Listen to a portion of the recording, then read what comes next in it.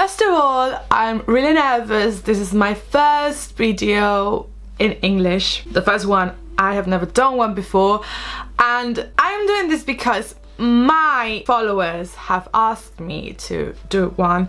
So forgive me if I say something wrong, if my grammar or my spelling is really bad. I'm not an English native speaker. I'm from Spain. With all that said, let's begin. Konnichiwa watashi no lovers. Hello, how are you? I hope you're fine. So today I'm going to be talking about our book, the last book that I read I finished it about 3 weeks ago. I really wanted to give it some time to kind of organize my feelings about it, my opinion, and I finally bring you the review of The Wicked King by Holly Black. I've read this book in English. I don't know if you are a Spanish speaker or an English speaker or whatever speaker you are, but I'm really nervous. I hope I don't repeat myself quite often, but I have some points that I want to comment on this book.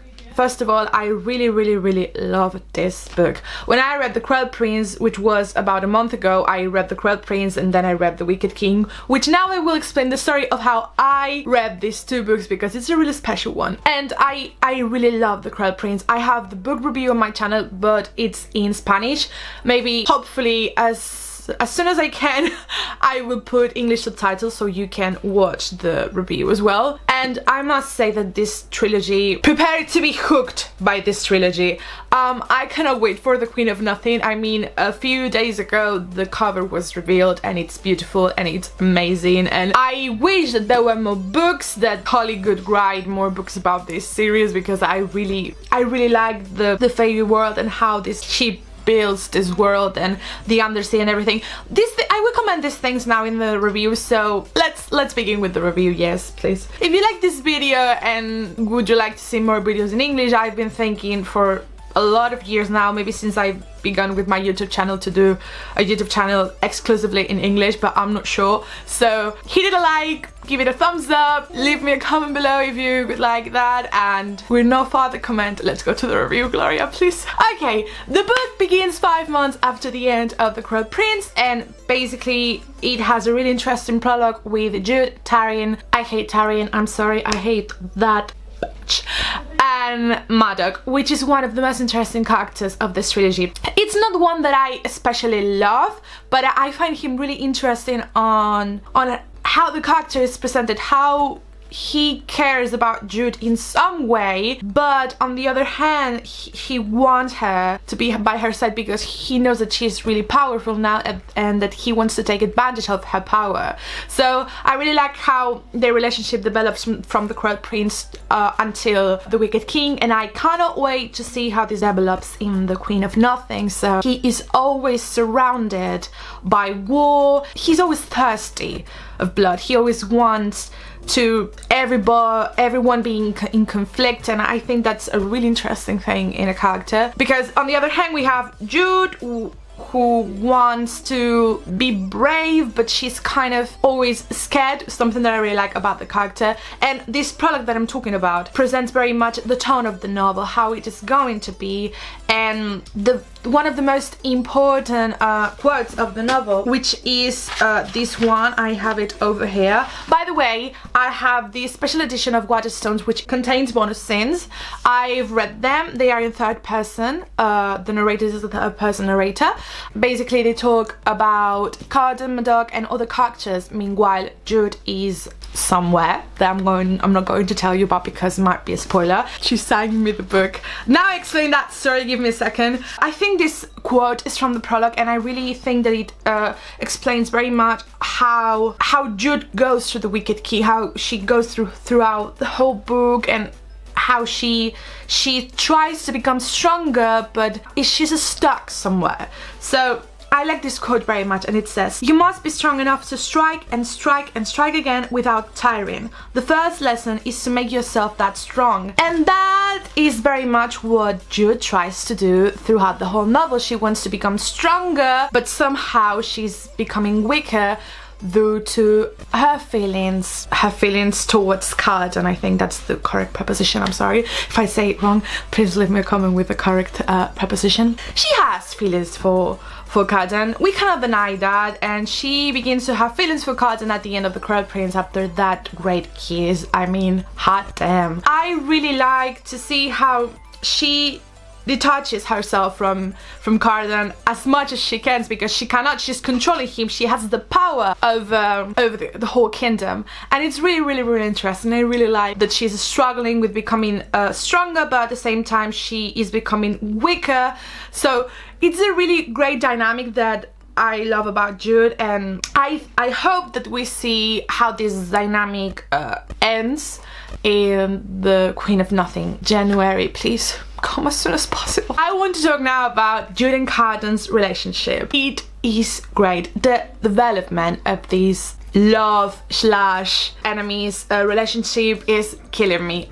I really like how it evolves in the way that they still do not let go of their prides, and they keep denying that they have feelings for each other, at least from the point of view of Jude, because we only have Jude's point of view. But with the body language, what Cardan says, we can see that he has feelings for her, and of course because he confesses himself at the end of The Cruel Prince, but somehow he says it in a way that maybe is only physical desire and it's not love. So I really like how at the end she confesses, she admits that, okay, I love Cardan, and how she comes from this denial to this acceptance somehow of, okay, this is what I feel, I'm not going to deny it, because denying it makes it more real. So we see Cardan being so worried about Jude or about everything that she does, or when she is in this place that I'm not going to talk about because it's a spoiler. In this time, Cardan is alone, and first of all he worries a lot about Jude, and second of all he has complete power. As you know, at the end of The Cruel Prince they make this vow of 1 year and 1 day where Jude has power over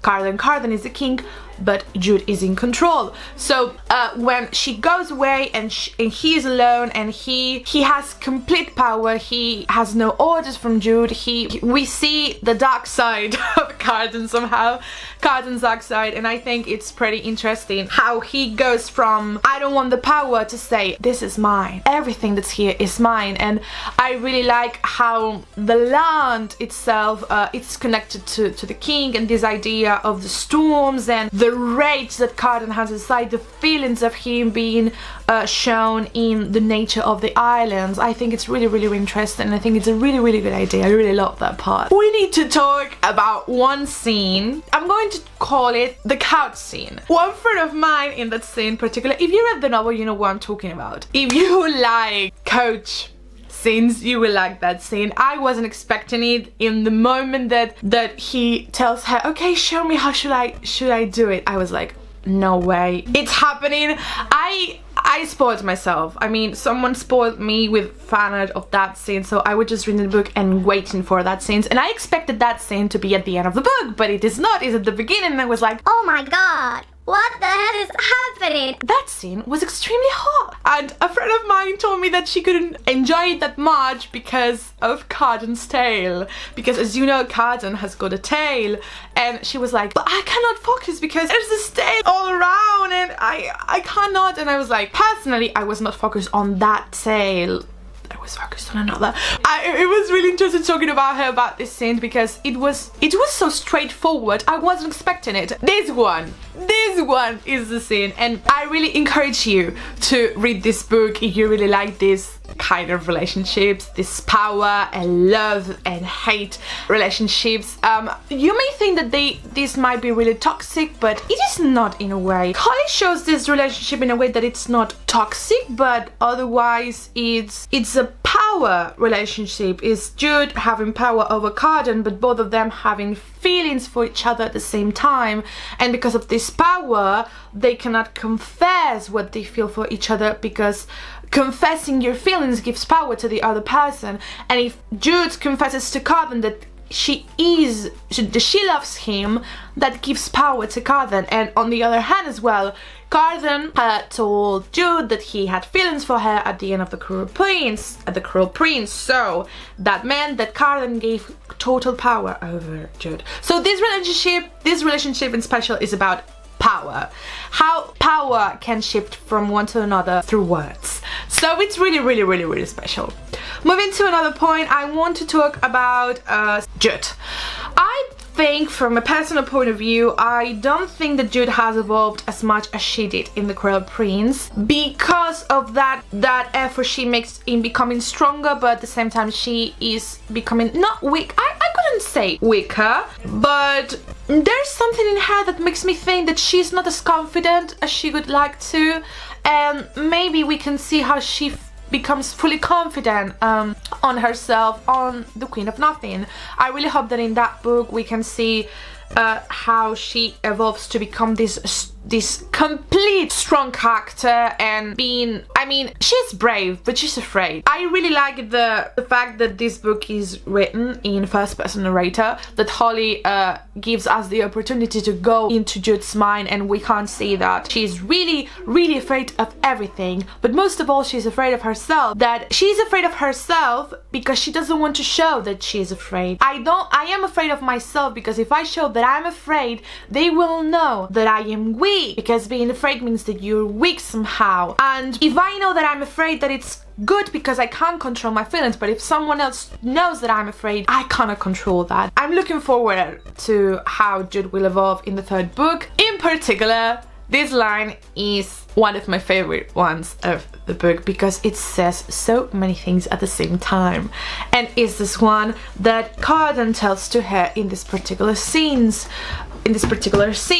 that I was talking about, the coach scene, and is, I want to tell you so many lies. You guys, you know what that means? I mean, that means that first of all, fairies cannot lie, and I want to tell you so many lies. He cannot tell her that he doesn't love her because it's a lie, and he wishes that I wish I could tell you that I don't love you, that because it's a lie. And you guys, I mean, my heart broke in that scene because he was being so kind with her. He was opening his heart to her, and she didn't know. She was like focused on what they were doing, and Cardan was like, I want to tell you so many lies, and I was like, Holly, what have you done to me? I mean, it's one of those sentences that show the nature of the character. Sometimes you have really long speeches from one particular character and you think you know the character, but I think that we know the characters in their most vulnerable points. And when Jude is around, Cardan is very vulnerable. And I love the fact that when they are together in that particular scene, he goes, I want to tell you so many lies. Guys, this line defines what Cardan is. He's cruel, he's wicked, but at the bottom of his heart, he's just a scared boy that loves this human girl when he shouldn't, because he's a fairy and fairies are superior to mortals, and he's kind of classist in that way, but he's falling in love with a mortal who's controlling him. So I love that sentence. It said so much about him. I love my baby. God, he's so cute. I'm in love with Cardan. I'm sorry, I cannot help it. Okay, the three last points of my review, and that would be the end. I'm trying to hide my nervousness. I'm really nervous. It's okay. Let's continue. I'm really interested in the undersea. As you know, we are introduced to the undersea in this book. Basically, they go under the sea. And I'm really interested in that book because I haven't seen many books that talk about kingdoms under the sea. We usually have kingdoms on land, and it's really interesting to see some chapters under the sea and how this is, how having a mental picture of that. And I would love that Holly works in the same world some years ago, some years on the future, learn about other stories, other characters. I just want to know more about it, and I would love, Holly, please, if you're watching my video, I doubt it, but if you're watching my video, I would love that you could write more books in this world, like Cassandra did with the Shadow World. You could do the same with the Fairy World. I would love that. Please do that. I beg you. I'm sure that I'm not the only one who wants more books on this world. If I could define the book with 3 words: violence, fear, and power. That's how I could define that. And if we add a special word, sexy. That's all I'm gonna say. I really loved it. It was really different from The Cruel Prince. I really enjoyed both of them. I enjoyed them in different ways. The Cruel Prince was the first one. It's really special. I was really hooked to that book, and when I got The Wicked King, I led some days between The Cruel Prince and The Wicked King because I was not prepared to continue with the story. I really wanted to, okay, we are here, we're gonna leave the trilogy for some days and then I will continue. And The Wicked King has offered me a really enjoyable reading, and if you are looking for something really fun and really enjoyable, really easy to read, I encourage you to read these two books, The Cruel Prince and The Wicked King by Holly Black. The Queen of Nothing is coming out on January the 7th of 2020. And there are already some snippets published on the internet, so if you look for them you will find them. By the way, I really like this book so much that I made a fan account, as I did with the Mortal Instruments, because I have the Spanish Shadowhunter account, if you didn't know, and I made a Spanish account for this one because I really love them. You have the account on the description box, and I'm going to tell you the story of very quickly how I discovered these books. So basically, I went to Cassie and Holly's Queen and King tour in Manchester. I met Cassandra and I met Holly, and I didn't read these books, but one friend of mine that was coming with me, she told me that these books were amazing, that she loved them, that she was in love with Judith Carden, and that I should read them.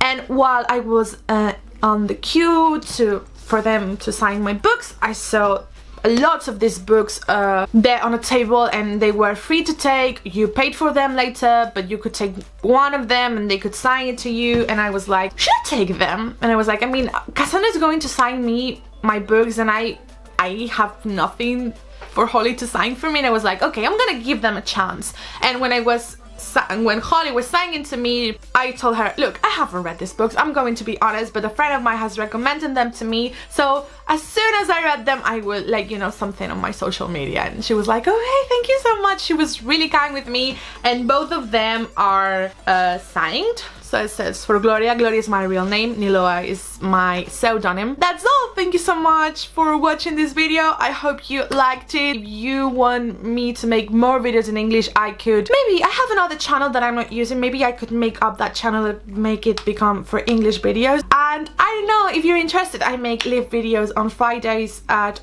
10 p.m. European time. If you're interested, if you come over and you ask me in English, I will answer you in English. There's no problem with that. And thank you so much for watching the video. Hope you liked it. Give it a thumbs up if you liked, subscribe if you liked it, or if not, you can follow me on my social media, which will be in the description box. Thank you so much and see you soon. Sayonara!